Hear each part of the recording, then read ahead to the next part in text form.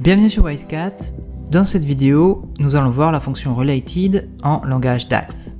La fonction related fonctionne de manière semblable à la fonction recherche-v d'Excel. Elle utilise les relations définies par le modèle de données, les clés primaires et étrangères pour rechercher les valeurs d'une table dans une nouvelle colonne de la table active. Dans ce fichier, j'ai deux tables.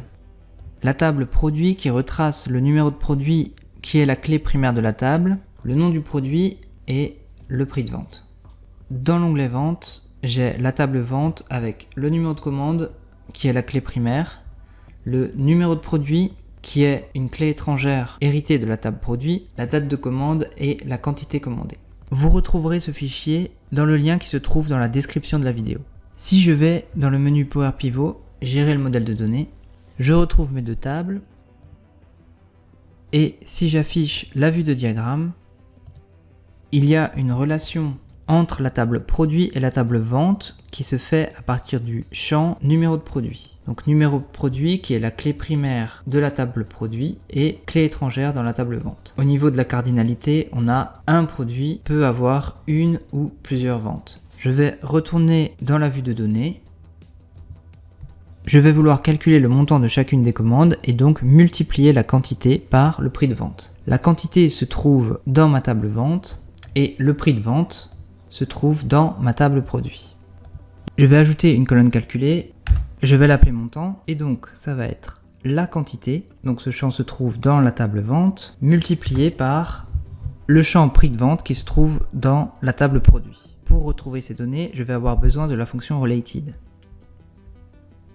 Ferme la parenthèse, entrée, et voilà le résultat.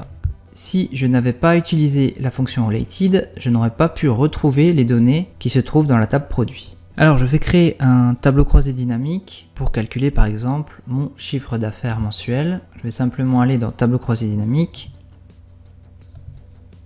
nouvelle feuille de calcul. Dans ma table vente, je vais utiliser le champ montant et je vais glisser le champ date de commande dans les lignes. Je vais faire un clic droit, grouper par mois, ok, et voilà le résultat. Si vous avez regardé ma vidéo sur la fonction SUMX, vous savez que ce que nous avons fait n'est pas la manière optimale d'utiliser le langage DAX.